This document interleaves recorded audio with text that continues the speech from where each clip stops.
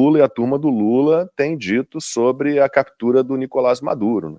É um absurdo, é um sequestro, é um ataque à soberania, como se derrubar um ditador fosse realmente, né, o fim da picada, ou como se o povo venezuelano tivesse a sua soberania popular, né, resguardada e preservada diante da atuação de um ditador como Nicolás Maduro. Mas que tristeza, né? A gente soube que o ministro das Relações Exteriores do Irã, que também está lá vivendo uma situação muito, muito, muito delicada, né? Com protestos no país inteiro, a gente aqui torcendo muito para que aquela teocracia desabe também. Já há registros de manifestações em 70 cidades do Irã contra a ditadura, né, dos ayatolás, aquele regime ditatorial pesado, né, muito rígido. Mas aí o ministro das Relações do Irã ligou, o nome dele deixa eu ver aqui, Seyed Abbas, ligou para o Mauro Vieira, ministro das Relações Exteriores do Brasil, para falar da captura, né, que eles não chamam de captura, eles chamam de sequestro, do Nicolás Maduro, e aí concordaram em tudo, Irã e Brasil, porque é uma ação militar, que é uma clara violação à Carta da ONU. Puxa vida, vamos falar da Carta da ONU? Se você olhar para o Irã, o tratamento, por exemplo, que é dado às mulheres no Irã, não há Carta da ONU que resista àquilo, né?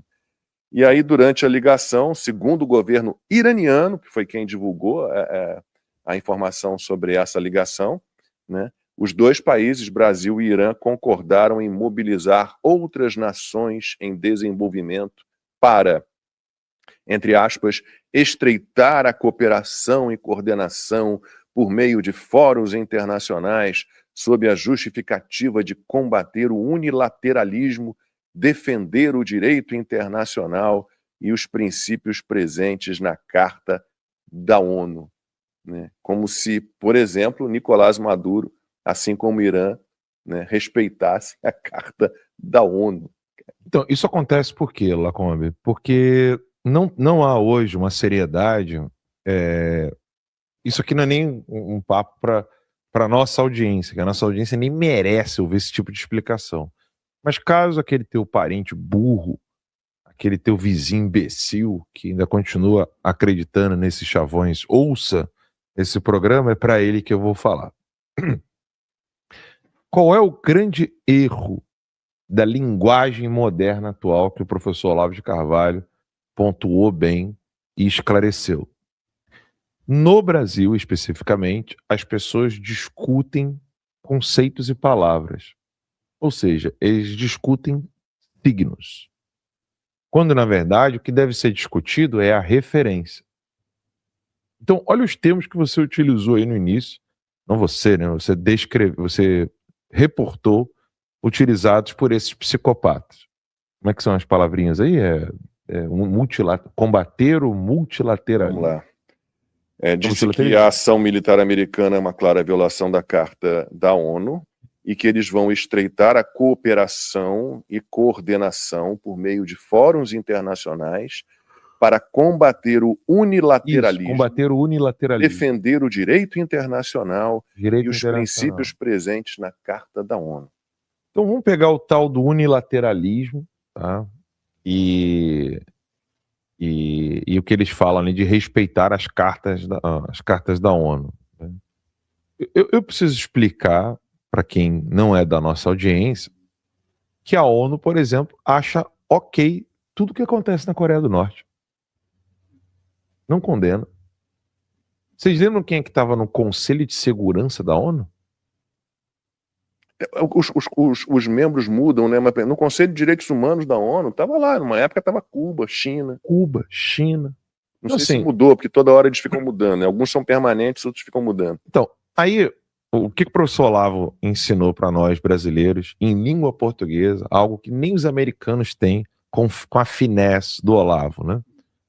Quando a gente defende a palavra democracia, o Barroso usa a mesma palavra, certo? Ele usa democracia. E aí, se você for avaliar o signo, né? É signo, significado e referente.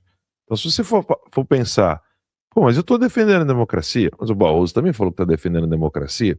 Se a gente ficar nesse embate, a gente vai esquecer o que o Barroso, o Moraes, o Lula, o Irã, o que eles defendem como democracia e o que nós defendemos como democracia.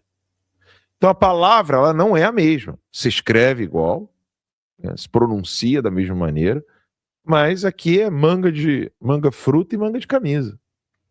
São duas coisas abissalmente distintas, inclusive contraditórias. E aí o nome disso é equívoco. E o que eles chamam de unilateralismo é exatamente o que eles fazem.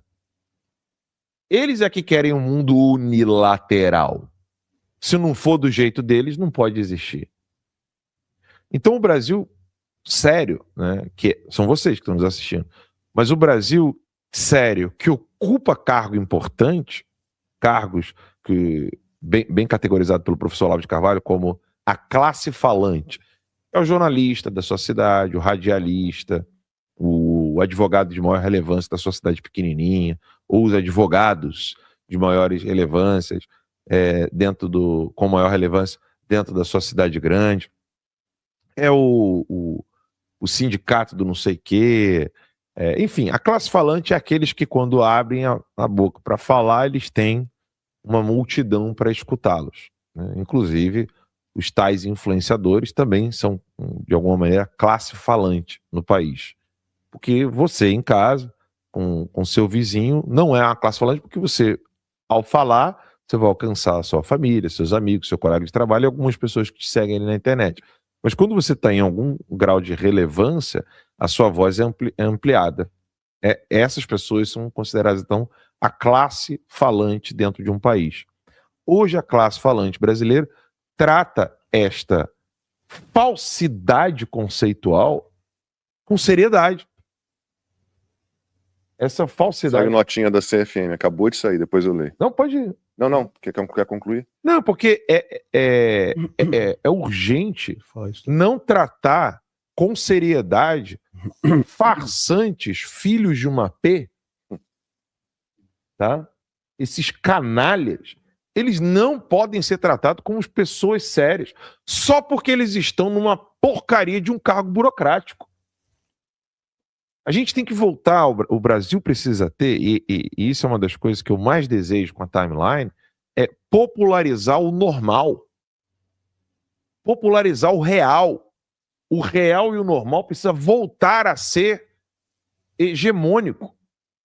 Nós não podemos mais ficar com filtro de Instagram na hora de falar as coisas. O Bolsonaro foi eleito porque ele removeu os filtros e falou: criminoso tem que ser chamado de criminoso, ladrão tem que ser chamado de ladrão, corrupto tem que ser chamado de corrupto. Não tem que ficar assim, fulano talvez esteja ligado a algum esquema, talvez uma ova. Todo mundo sabe que a Janja é uma vagabunda. Quem falou isso foi o filho do Lula. Todo mundo sabe que o Lula é um vagabundo. Todo mundo sabe que o Lula é ladrão. Todo mundo sabe que o Lula é o chefe do Foro de São Paulo, que passa pano para as Farc, que passa pano para todo tipo de organização criminosa, PCC, Comando Vermelho, ADA, a lista é grande. O Hamas, Hezbollah. Irã não estava de papinho no telefone? Então, assim, chega de tratar essa gente com pompa e circunstância, porque esses merda estão usando uma faixa de presidente,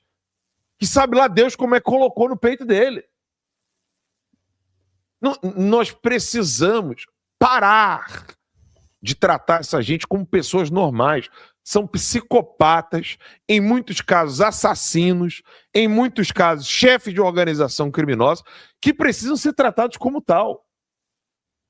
E o Alan falou um negócio que eu acho sempre importante, eu sempre falo sobre isso, sobre normalidade. E todo mundo tem que entender que frequência não determina normalidade. O que isso quer dizer? Quer dizer que o Alexandre de Moraes vai colecionando abusos, arbítrios e ilegalidades. Isso não quer dizer que isso seja normal, né? O Lula, agora está o Lulinha de novo, investigado com suspeitas de fraude, ligação com fraude no INSS.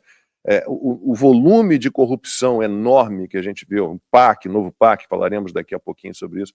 O fato de a gente ouvir falar dinheiro na cueca de um senador que está aí sendo liberado pela PGR, O fato de a gente falar todo dia de casos de corrupção não significa que, já que tem tanto, passa a ser normal. Então, normalidade não é determinada pela frequência, né? Isso é importante que a gente deixe claro, Alan. Desculpa, você... Não só respondeu o perfil que inimigo da agenda, ele falou assim, ela é vagabunda porque não trabalha. Aí a gente tem que perguntar pro filho do Lula, né? Se ele chegou a comprar os serviços dela.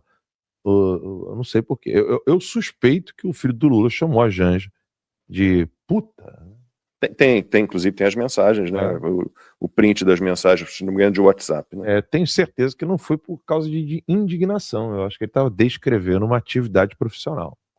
E o termo vagabundo já passou do que não trabalha, né? O vagabundo é aquele criminoso, que está de vagabundagem, não quer nada, ainda pratica crimes. Entrando nesse assunto, você tem que ter território e uma população. E soberania. São os 3 pontos de um Estado. População, território e a soberania como um governo independente.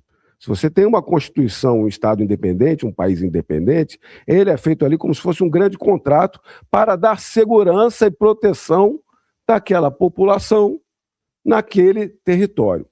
Então, se as pessoas vão alegar uma defesa de soberania, onde eu quero chegar aqui para mostrar para vocês, num país como a Venezuela, que o Estado, o seu presidente e uma oligarquia que tomou conta, acaba com a população, bota na miséria a população, persegue, reprime, mata.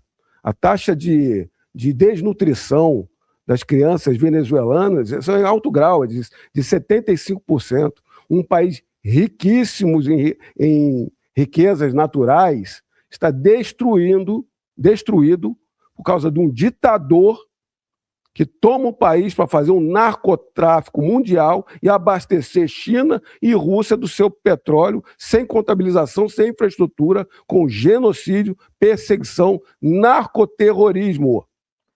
Vai se alegar soberania?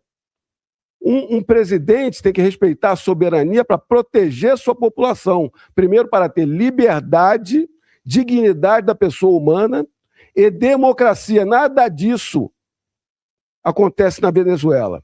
Então, todos esses países, inclusive o Brasil, que defendem a soberania da Venezuela, estão a favor desse autoritarismo, dessa ditadura que vai contra o povo venezuelano. E é isso que nós salientamos, que agora, com as medidas dos norte-americanos, esse viés internacional do direito, estão desrespeitando o direito internacional. Se o direito internacional não conseguiu se precaver ou impedir essa barbárie na Venezuela contra o ser humano, o direito internacional nos modos que estavam não funciona mais. Então, o norte-americano está vindo para proteger. Proteger o quê? A cultura ocidental, a família, o verdadeiro direito, nossas tradições. Eu queria abrir um